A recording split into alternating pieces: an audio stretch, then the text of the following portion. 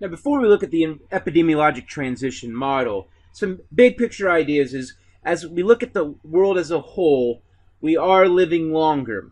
And what that means is we're also transitioning from more of our deaths being from communicable diseases or infectious diseases to non-communicable diseases. We can see this from 1990 to 2010 here in The Economist in their chart, in their pie chart. So we can see the red, communicable diseases, is becoming a lesser percentage of the pie compared to non-communicable diseases or non-infectious diseases. We can also see that when we specifically look at these changes, looking at different types of diseases.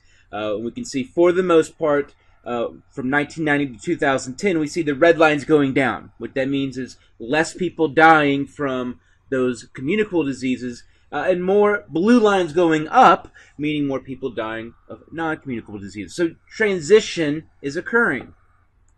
Now we return to the demographic transition model. I talk about this early in the textbook because we're going to come across it time and time again. And we're going to come across it right now when we look at health. And so the demographic transition model, like all of these models, generally speaking, they explain how stuff works. They explain the patterns that we see. Not every country, not every part of the world fits perfectly into this transition model, but for the most part, we can see evidence that this model is true, accurate, in a good way to summarize some big picture ideas. And so this demographic transition model also overlaps very nicely with the epidemiologic transition model. And we can go ahead and now we're just going to use the same stages as we now look at health.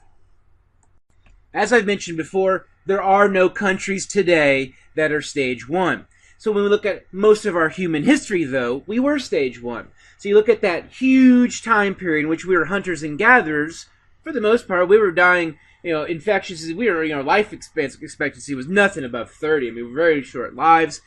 So we had epidemics, which is a term I haven't talked about yet, but just essentially very quickly a large amount of the population was wiped out. Pandemics means a large area, the entire world, or large, think of the Black Plague, in which huge numbers of people died.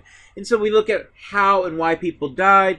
Overwhelmingly is from infectious diseases or just essentially starving to death. Even more so, more people died from violent deaths, so competition with other hunters and gatherers, even animals. I mean, of course, a lot of our animals we've kind of taken care of. But for most of our human life, for most of human history, we were not dying because of Alzheimer's, heart attacks, cancer, all of that. We were dying because of these infectious diseases and more violent deaths. So we look at this lifestyle when we were hunters and gatherers. One of the characteristics is we're actually fairly healthy in the sense that we're always on the move, very highly active, very obviously very low obesity rates because we're always on the move. We're eating, diets high in carbs, high in fat. So we, pretty good diet. When you look at this, some of these new diets actually revert to our stage 1 days when we eat nuts and berries and meats and what have you. And so some would say, when you see someone at the gym, and you see, someone crossfitting, they're really ripped. What they're essentially showcasing is what our human bodies actually used to look like.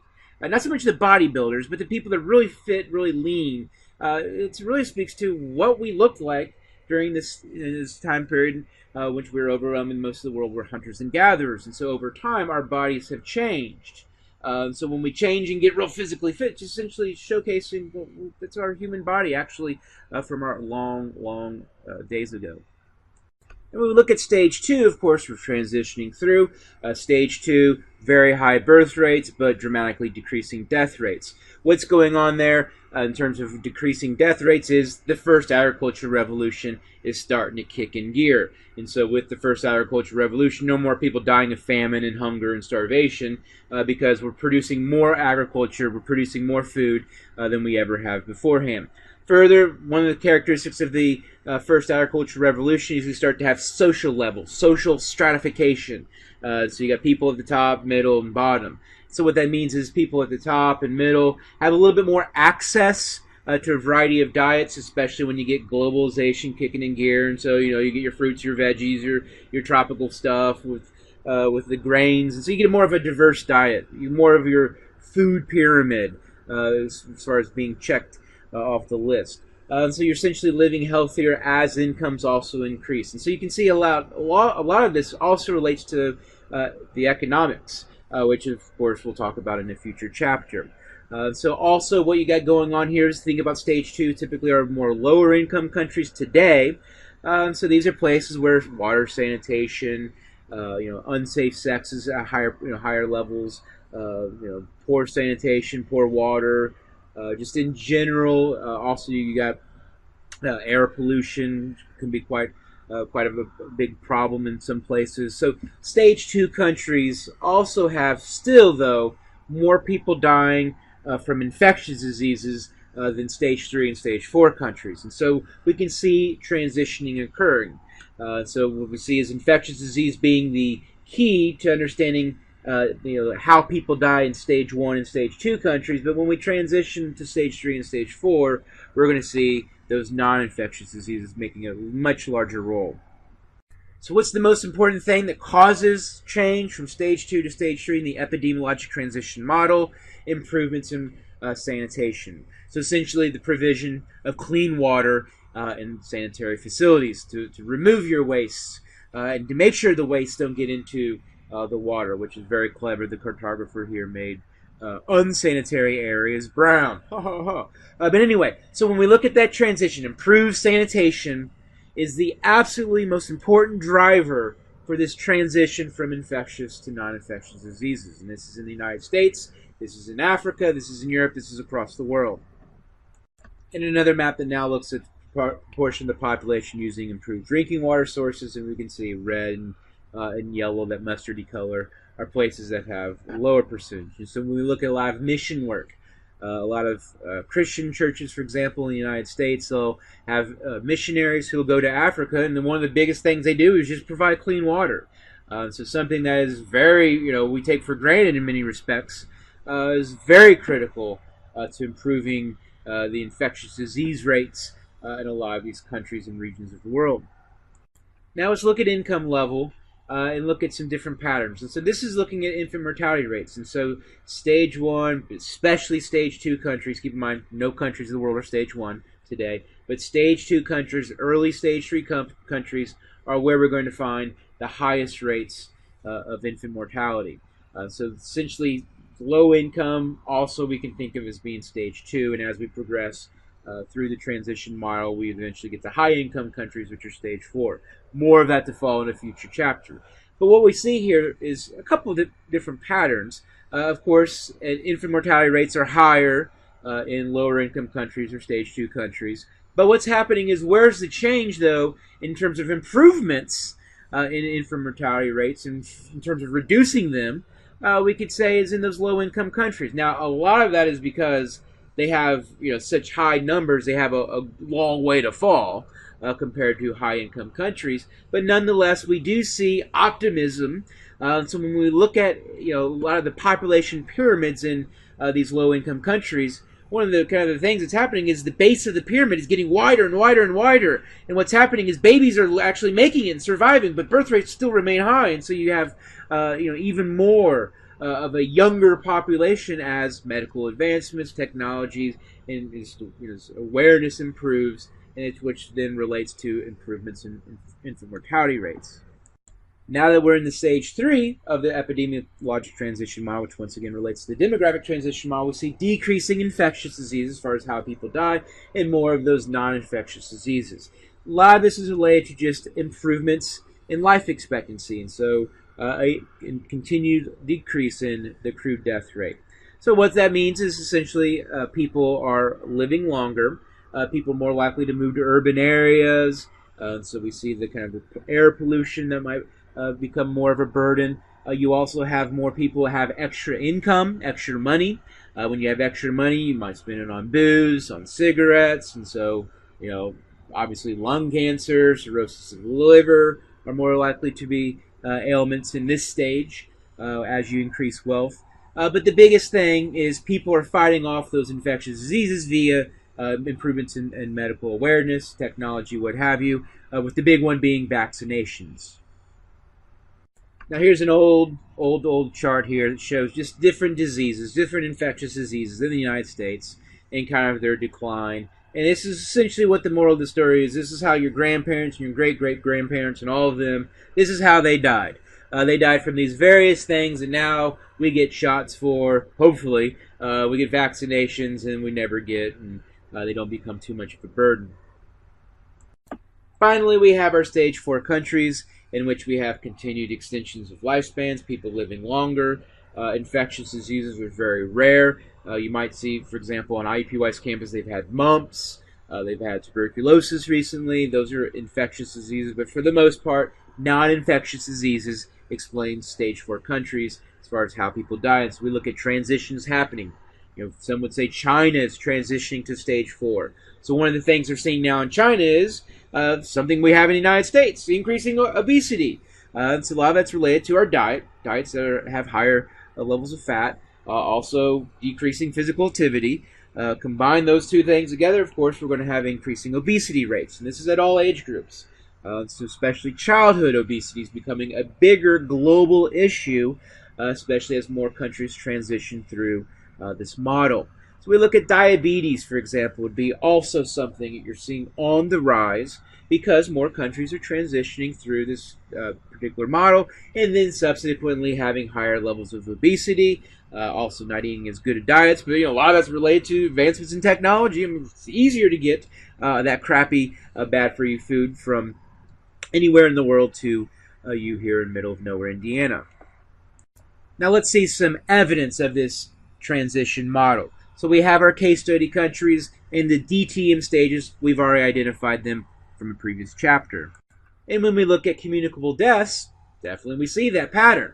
More people die per 100,000 persons. More people die in stage 2 and stage 3 countries from communicable or infectious diseases, which we can also then see on a map. And so a lot of those case study countries, those regions in which we see continued evidence of stage 2, stage 3 characteristics, we can see also have higher rates in this case of TB deaths, tuberculosis deaths from people who have HIV. So infectious diseases, we can see, once again, some regional, some very geographic patterns. More evidence, cholera. Recent outbreaks from 2010 to 2013. The areas colored there in orange are where we see these particular patterns in higher levels, and once again, also tend to be a lot of our stage 2 countries of the world. Now we have another pattern, and that's the fact that, man, these people in these stage 2, stage 3 countries, they also have higher levels of non-communicable deaths. So they just have more deaths in general. Now, there's some things going on there, but what we really want to focus in on is down at the bottom, looking at those stage 4 countries. Here you can see a proportion of the overall ways in which people die much higher there in terms of non-communicable or non-infectious diseases. And so we really need to think about these numbers in proportion to each other, which I do now in this far right-hand column. So this says this the proportion of non-communicable versus communicable deaths. And so you can see a much higher percentage in stage 4 countries of non-communicable deaths than those stage 2, stage 3 countries. So I just used the colors to further emphasize that. So once again, this shows evidence of the epidemiological transition model. Simple bar graph showing in 2010 the 10 leading causes of death in the United States. And we can see from this list, most of the ones there at the top, the biggest ones, the biggest bars, are non-communicable diseases. Now, interestingly, in a lot of wealthier countries, richer countries of the world, you do see lower rates of people smoking, or shall I say, decreasing rates of smoking. So essentially, people are smoking less. You're really seeing this in the United States from the younger population, young college students, 18 to, let's say, 35-year-olds, much lower rates of cigarette smoking. And so what that means is, though, those who have been smoking for the last 30, 40 years in the United States, that's since the 1950s, large numbers of people were smoking. Lung cancer has now become the top killer for women in general, in stage 4 countries. And so what's happening now, once again, like I said, the transition. So a lot of countries in the world that are transitioning through their model, now you're seeing increasing rates of tobacco usage, which makes the tobacco companies really, really happy. While tobacco might be decreasing in the United States, they're finding new markets, and they're finding new markets in a lot of those developing countries, those stage 3 countries. And so what's seeing now is more rates of lung cancers in a lot of places that previously I didn't have those high rates, where people died more, once again more from infectious diseases. And of course, this can be mapped. And so you see Southeast Asia, China, uh, great examples. Parts of Latin America, places that have really high percentage of tobacco use amongst adults, even though they're not what we would think of as stage 4 countries. Definitely stage 3 countries, though. China for sure, Indonesia for sure, Argentina, Chile, yada, yada. So what we can see here, though, is in Europe, especially there in Eastern Europe, very high percentage of tobacco use among adults. So subsequently, high rates of lung cancer in those areas. Go figure. Guess what you also find in those areas? Higher rates of alcohol use. And then subsequently, liver failure and cirrhosis of the liver and all kinds of things related to alcoholism. So we can see some patterns. So finally, we could say, wow, Africa and Middle East and parts of Asia finally have something good to talk about. The fact that you don't see high cigarette usage, high alcohol usage at the moment. So that's, once again, as places transition. Will their behavior transition? So far, it's been fairly predictable. Once again, you transition, you get a little bit extra wealth, you start buying, these vices, alcohol, cigarettes, tobacco, what have you. So this is, once again, we can relate this map, we can see it right now, 2012, but we can understand changes over time, transitions over time and place. And then continuing this cancer mortality, once again, same overlapping patterns. So if we could identify on a map, these are once again going to be more of our stage 4, late stage 3 countries. Fittingly, I'm going to end this discussion here on epidemiologic transition model, this video, by talking about the end of life. So this life expectancy. And so here's different data, this interesting patterns that are revealed. First off, we can see our lower income countries, our stage 2 countries. One of the things is there have been major improvements in life expectancy. Now, some would say that it's because they have so much improvement potential in the terms of life expectancies were so low they could only go high. But what's really happening there, once again, is the transition. You're seeing evidence of this transition. So as you increase wealth, there's improvements in life expectancy. Medical awareness, technology is advancing, science is advancing. However, its impact as far as increasing life expectancy isn't as profound there as you would find in stage 2 countries. Finally, when we look at gender, some interesting patterns are also revealed. We look at stage 2 countries on the left. We also refer to them as lower income countries, and high income countries on the right. We'll also refer to those as stage 4 countries. And so what this shows is the difference between the average life expectancy of a woman versus a man is not that different at all in stage 2 countries, but pretty noticeable difference in stage 4 countries. Now, the moral of the story is all throughout the world, women outlive men. So that's definitely something we see. But the idea here is as countries and regions transition over time, as they become more like high-income countries, women increasingly outlive men. And so what this shows is in high-income countries in 2012, women were outliving men by 6.2 years, whereas in low-income countries it was only 2.9 years. And so what that means is essentially, as you transition, women increasingly outlive their male counterparts.